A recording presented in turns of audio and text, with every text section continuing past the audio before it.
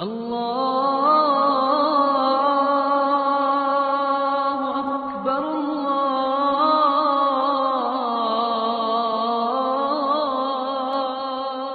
اکبر۔ ایک شخص فوت ہو گیا تو جب قبر میں گیا تو اس کے اوپر انواع و اقسام کے عذاب مسلط ہو گئے چونکہ بہت گناہ گار تھا۔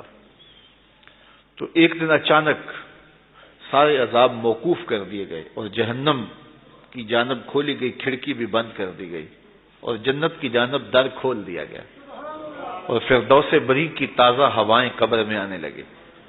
تو اس نے کہا میرے خدا تیری کرم نوازی کے میرے سے اس کلفت کو اس اذیت کو دور کیا، لیکن کیا مالک تو یہ مجھے بتائے گا کہ میرے اوپر یہ کرم نوازی کیوں ہوئی؟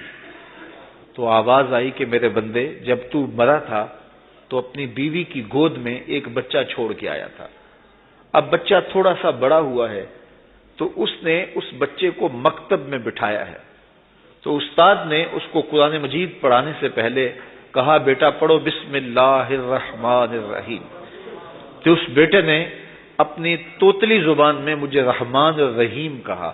مجھے شرم آتی ہے کہ اس کا بیٹا مجھے رحمان الرحیم کہہ رہا ہے اور میں اس کو عذاب دے رہا ہوں، تو میں نے اس کے صدقے سے معاف کر دیا ہے۔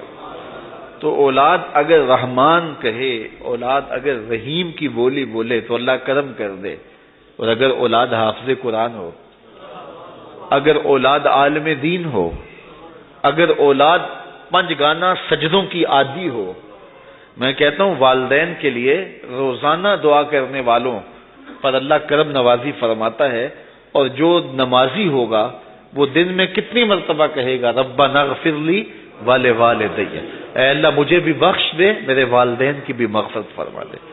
تو خوش نصیب ہیں وہ ماں باپ جن کی اولاد نمازی ہے۔ اگر آپ نمازی ہیں تو آپ کے والدین خوش نصیب ہیں، آپ کی نمازوں میں روزانہ آپ کے والدین کے لیے دعا ہوتی ہے، اور آپ کی اولادیں نمازی ہیں تو آپ خوش نصیب ہیں کہ آپ کے لیے روزانہ بخشش اور مغفرت کی دعا کی جاتی ہے۔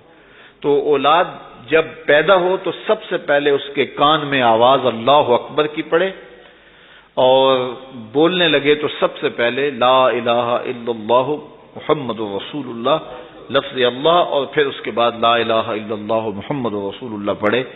تو یہ اولاد کو آپ تربیت میں دیں گے۔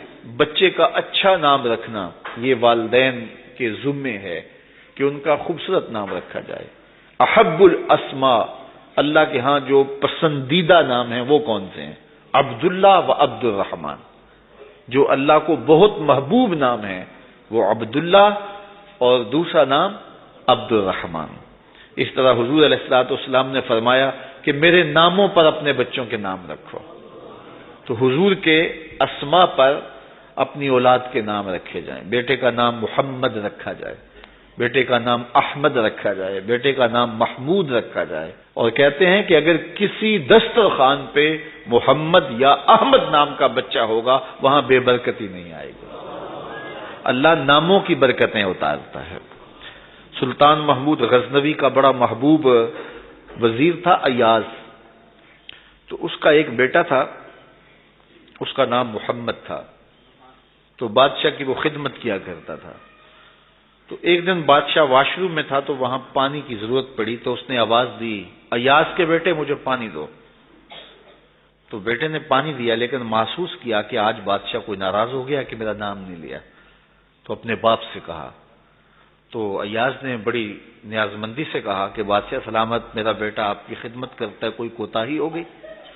اس نے کہا کوئی کوتاہی نہیں ہوئی۔ تو کہا کہ آج آپ نے اس کا نام پکارا ہے تو ایاز کے بیٹے کہہ کے پکارا ہے۔ تو سلطان محمود کی آنکھوں میں آنسو آ گئے، کہا کہ تیرے بیٹے کا نام محمد ہے اور آج تک میں نے یہ نام بے وضو نہیں لیا۔